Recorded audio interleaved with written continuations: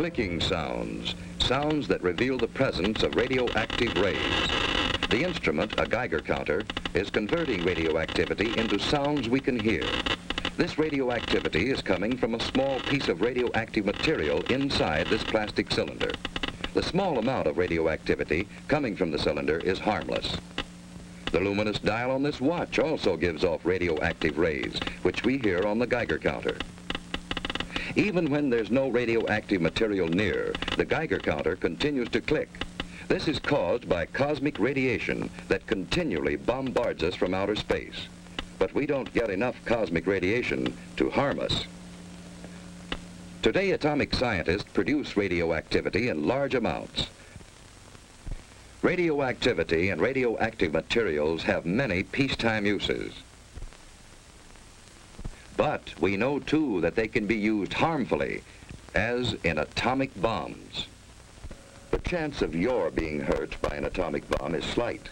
But since there is a chance, you must know how to protect yourself.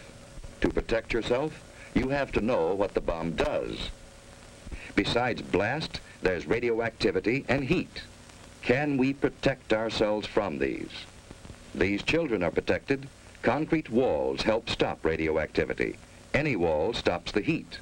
The heat scorches the house, but does not harm the children. Any solid gives some protection. The thicker it is, the better.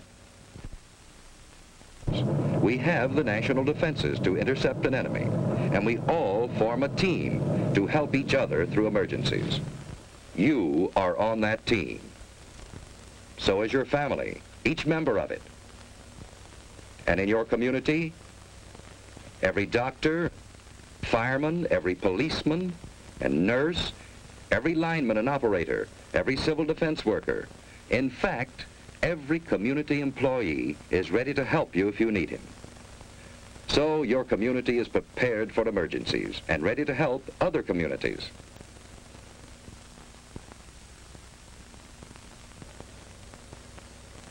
We have state and national headquarters for civil defense. And your city has a civil defense corps. We have a warning system and a system of defense. Yes, we have the equipment and the people for an effective team. But, like any team, it can win only when everyone knows his job and does it well. What is your job?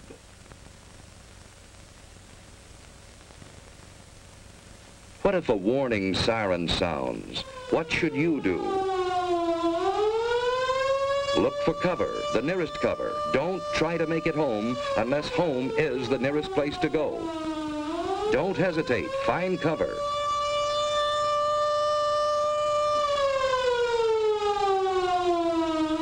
Everyone is in on this. Strangers will understand. Finding shelter quickly may save your life. If you can't get into a house, get behind a wall or a steep embankment on the side away from the city.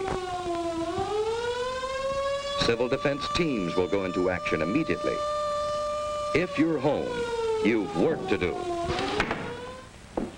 Hi, Susie. Everything's fine upstairs. How you doing here? Okay, I guess. That's good. We repeat, cover windows to protect against the possibility of broken glass, heat, and radioactivity. Turn off fires. If you are home and are not assigned to civil defense duties, go to your prepared shelter. Those who are in shopping centers, go to prepared Well, shelters fire in the kitchen's immediately. out. Now we'll go down the In basement. this practice alert, we are assuming that the attack will come on the waterfront area. See, it's just practice. All this rushing around for nothing. Now, there's just where you're wrong. We need this practice. Now, come on, let's do our job. That's good thinking. We all need practice. Here's a clean, well-prepared shelter in the basement. Ted and Sue have a battery radio, and they have soda ash and stirrup pump fire extinguishers. They have other emergency supplies, too. A flashlight, a well-equipped first aid kit with plenty of bandages, tape, and scissors. A Red Cross first aid book, a few cans of food, a good supply of water, blankets, and an electric lantern in reserve. You know, Susie, This stuff would come in handy on a camping trip. I'd a lot rather be on a camping trip. Say, what would we do if we didn't have a basement? At school, they told us we should be away from windows and behind double walls. You know, like an inside hall. Ted's right. If you live in an apartment house, you can't all go to the basement. Head for a shelter area. If none is marked for you, find cover away from windows and in a hallway if possible. Wait for the all clear. Be calm. If you're on the playground, run for shelter. If you're in the schoolyard, get into the building. Move quickly, but in good order. Inside, go to the shelter area you've been assigned. Take your place on the floor. Here's one good way to protect your eyes and neck in case of a bombing. Wait for the all clear. So far, you've been watching a practice drill. But what if there is a bombing that comes without warning? What is your job then? Find cover immediately. Don't look at the flash. Stretch out. In about 1 minute, the immediate danger is past. Then head for safer cover. Another bomb may fall. Get indoors if you can. Shed your outer garments. They may have radioactive particles on them. If you're home, take shelter and stay down for about 1 minute. By then, the danger from radioactivity, heat, and blast have passed. Protect your eyes and neck. Let's get things shut up. Sue found shelter under her bed.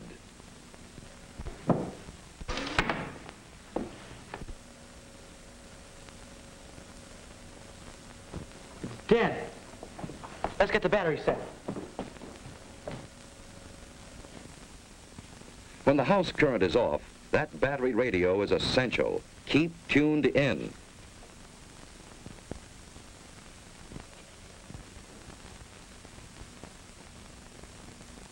The airburst of 3:01 p.m. was zeroed on Union Station. Heavy damage extends from about 14th Street north to as far south as the waterfront. You know, we're lucky. That blast was miles Stay from there. undercover unless you have civil defense to... I've just been handed a bulletin. There's been an underwater burst at the waterfront. Water thrown up by the bomb is falling as mist and rain, and it is radioactive. Avoid radioactive mist and rain. What does he mean by radioactive mist? According to what Dad said, the radioactivity gets into the mist and rain. And if the mist or rain gets on you, it's apt to make you very sick. What would you do about it? I'd scrub thoroughly with a detergent and water. What's a detergent? It's something like Mom uses when she washes dishes and clothes. Don't drink tap water. It may be contaminated. Ted and Sue are waiting for the all clear.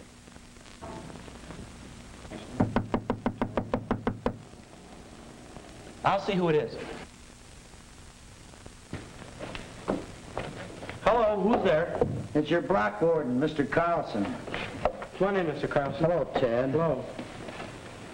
Ted, this is Mr. Franklin, our radiological monitor. He's here to check for any radioactivity.